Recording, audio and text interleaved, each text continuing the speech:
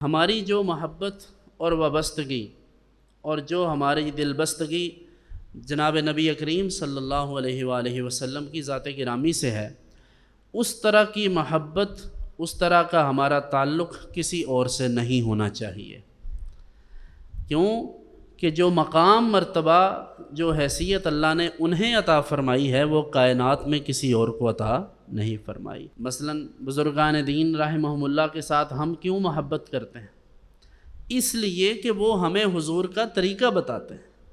اس لیے کہ ہم ان کی بات مان کر اللہ کے قریب ہو سکتے ہیں۔ اللہ رب العزت اپنی خاص تجلیات سے ان کے دلوں کو صاف پاک فرماتا ہے اور ان کی دعاؤں کو مستجاب فرماتا ہے، اس لیے ہم ان کے قریب ہوتے ہیں،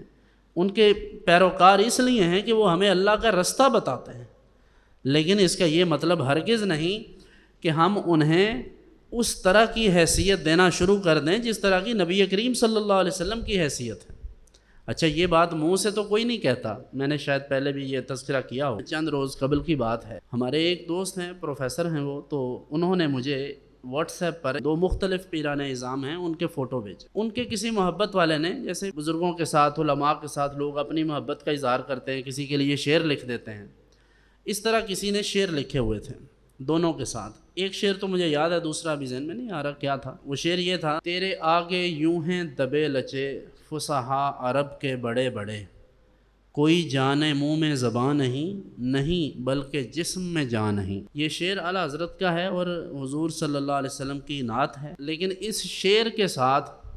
ان حضرت کی تصویر لگی ہوئی تھی۔ اب سوال یہ ہے کہ جو شعر اعلیٰ حضرت فاضل بریلوی رحمۃ اللہ علیہ نے نبی پاک صلی اللہ علیہ وسلم کے لیے کہا ہے، اور جس میں الفاظ بھی ایسے ہیں کہ وہ کسی اور کا حق نہیں ہے، اب اگر آپ وہی شعر اپنے پیر کے لیے بولیں گے تو پھر میں تو اسے شرک فی الرسالت کہوں گا، کیونکہ جو مقام، مرتبہ حضور کا ہے وہ کسی پیر کا، کسی عالم کا نہیں ہو سکتا۔ سمجھ گئے ہیں بات؟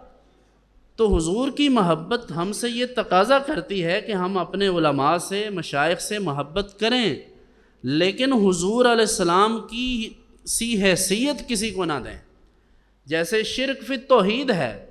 اللہ کی طرح کسی کو عبادت کے لائق سمجھ لینا جیسے شرک ہو جاتا ہے، شرک فی التوحید ہے، اس سے بندہ مشرک ہو جاتا ہے، ایسے ہی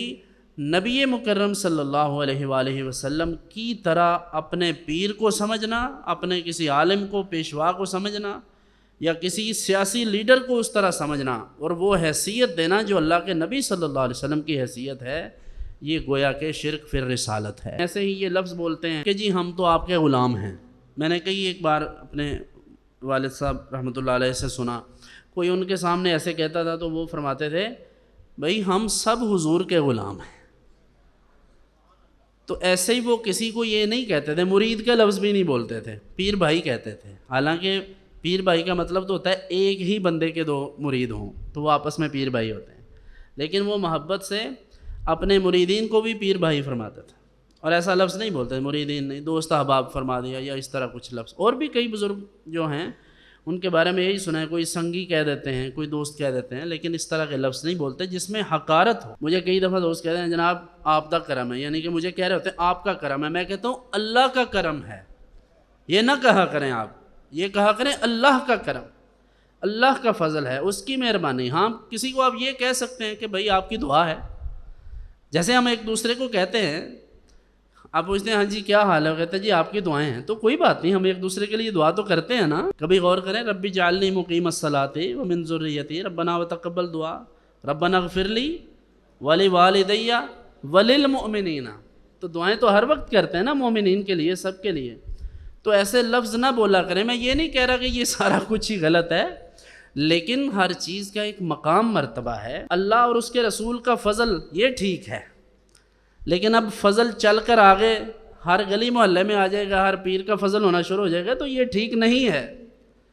اس کو وہیں تک رہنے دیں، جو بات اللہ اور اس کے رسول نے جہاں تک رکھی ہے اس کو وہیں تک رہنے دیا جائے۔ بزرگوں سے ہماری عقیدت، محبت اس درجے سے نیچے نیچے ہونی چاہیے جہاں ذات پاک رسالت مآب صلی اللہ علیہ وسلم ہے، جو حضور کا مقام، مرتبہ ہے، جو حضور کی بارگاہ عالی ہے، اس بارگاہ عالی سے سب نیچے ہیں، سب حضور کے غلام ہیں۔ اللہ کرے کہ حضور ہمیں اپنی غلامی میں قبول فرما لیں۔